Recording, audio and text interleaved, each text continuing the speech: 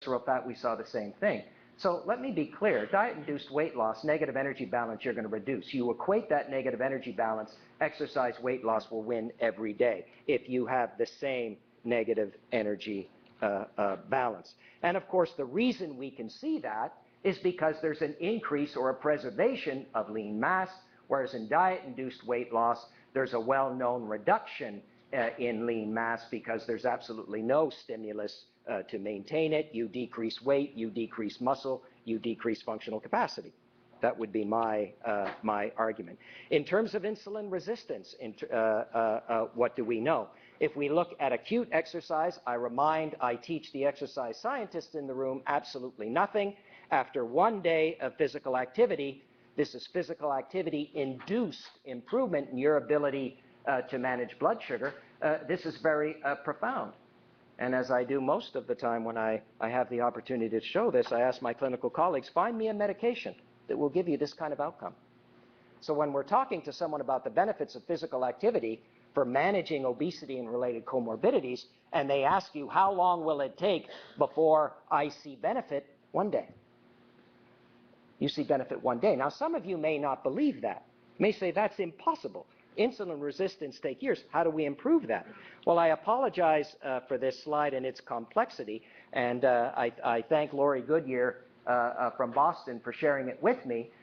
This mechanism of exercise or contraction-induced glucose uptake is unfolding, and it hasn't been, as I understand it, perfectly described yet. But here's the important point for me. This is an intact, weight-independent mechanism. What a glorious observation. Right? You have someone with obesity, glucose intolerant, perhaps insulin resistant, and you have a mechanism to improve that outcome with physical activity 1 day. And you haven't done a thing about abdominal obesity or total obesity. Right? Now, if you might ask the question, well, what if someone is silly enough to exercise more than 1 day? Right? Now we're going to sum these kinds of things. Well, then we've got to get into this type of observation right here. This is exercise. There is diet-induced, but the diet-induced improvement in insulin sensitivity could be comparable. I would give Yoni that. That would be comparable, right? You reduce caloric intake, you lose body fat, you will improve your ability to manage a major comorbidity. That's absolutely certain. But this is not the whole story, right? It's not the whole story at all. If you look here, we measure insulin sensitivity 4 days after the last exercise session. Why do we do that? Because the editors of journals give us the prior observation. They say, we already know that acute exercise is one of the best things you could do on planet Earth, right? So you've got to get rid of that. You've got to take out that benefit and show me the chronic effects of exercise. So the chronic effects of exercise are mediated by the reduction in total and abdominal fat. And if you believe the data that I just showed you, just by that mechanism alone, exercise-induced weight loss would provide a benefit because we had profound reductions in abdominal obesity by comparison to equivalent diet-induced. But what we really should be doing is adding this. But we don't in these studies. So in all of these studies, I implore you to look at these studies where we have to wait, and we have to wait for the attenuation of the acute effect of exercise, because this is the truth.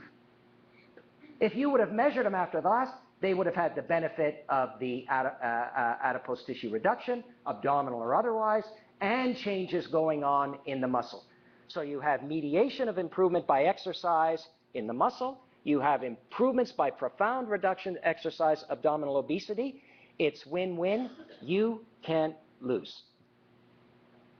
You cannot lose with exercise as a treatment strategy. So by way of a summary, Madam Chair, I've just got 2 minutes here.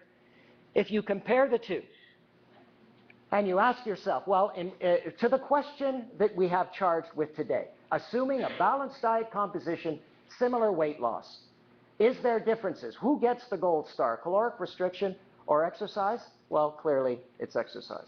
The reduction in abdominal obesity, again, clearly exercise. Maintenance or increase of lean mass. My goodness, this is a massacre, Madam Chair. This is unbelievable what we're seeing here. Improvements in cardiorespiratory fitness, it's not even close. And reduction in comorbidities, insulin resistance, of course, we see that exercise wins. So I thought I might conclude this section by recognizing one of the world's foremost nutritionists. Jean Maillet is passed away in 1993, known by most as the father of nutrition in the United States. The USDA Department of Nutrition Center for Study of Nutrition at Tufts University is named in his honor. And rather than take my advice in terms of what's more important, I thought I would remind you of the musings of Dr. Mayer when he says the following: adaptation to modern conditions without development of obesity implies that a person will either have to step up their activity or endure mild hunger all their life. If the first alternative, stepping up activity, is difficult, it is well remembered that the second alternative, lifetime hunger, is so much more difficult that to rely on it for weight control can only continue the fiascos of the past. Now, that would be insightful in the year 2011. And I remind you, this is a nutritionist, the godfather of nutrition. But Dr. Mayer said that in 1955, and we have failed to learn. So by way of conclusion, dear Yoni,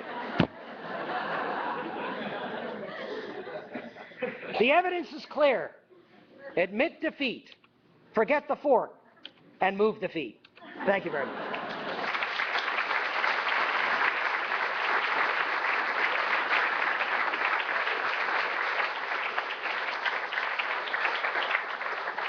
I'm going to take care of it. I'm going to hide something. So I just want to thank Dr. Ross for that very insightful presentation. A couple of key points that I picked up from that. I want to thank Dr. Ross, first of all, for covering both prevention and treatment of obesity. And I also would like to thank Dr. Ross for talking about leveling the playing field, because that's a really important distinction. We often compare diet and exercise in unfair conditions. So when matched calorie for calorie, I think he's shown us that exercise can have the same impact as dietary restriction on reducing body weight. And I'd also like to thank Dr. Ross for talking about managing obesity and some of the other implications of dietary restriction and exercise. So when we exercise, we maintain muscle mass and we increase fitness. When we reduce caloric intake, he talked about the potential reduction in muscle mass and implications for resting metabolic rate. So thank you very much, Dr. Ross, and we'll move on now to Dr. Yoni Freedhoff, who's going to take us through the other side of the coin. Thanks very much. That was a great talk, of course. I didn't expect any less. I want to thank Con, of course, for inviting both of us to come and chat today. I think it should be fun. And I think that, to an extent, what we're seeing today is going to be a discussion that compares bench to bedside. And I think that Bob's done a wonderful job of talking about benches. And I'd like to spend a little bit of time on bedside. Now, got one question before I start the actual formal lecture. What's the snack? I didn't see what the snack was. But given this is sandwiches and cookies. Okay, good. Okay. Now, before I get into this, you guys will have to endure me for the next, half hour, 40 minutes. I want to just briefly talk about someone who's endured me for a decade. This is my wife. She's here today. It's our anniversary. This picture was taken 9 years ago today. And I want to thank her for sticking with me for 9 years. I don't understand why she has. But I love her dearly. And 9 years later, we've got these folks to be proud of. Okay.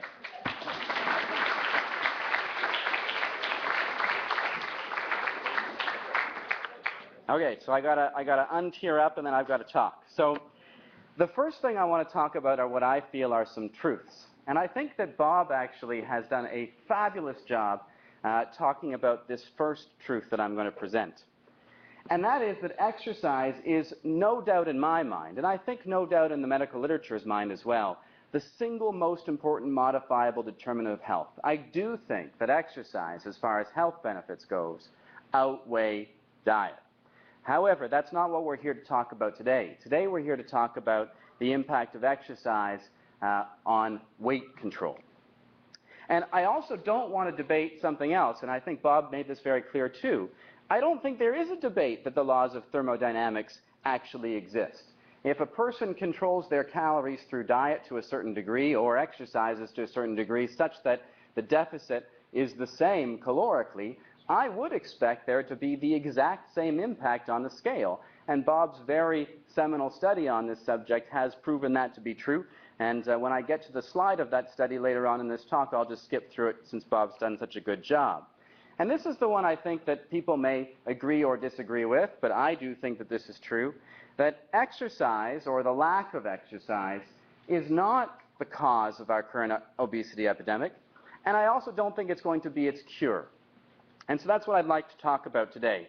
And I want to start off with what I would describe as dearly held myths. And my daughters would find this very dear. But I want to talk about them because there are a few of them that I think are pertinent, especially to the audience that's here today.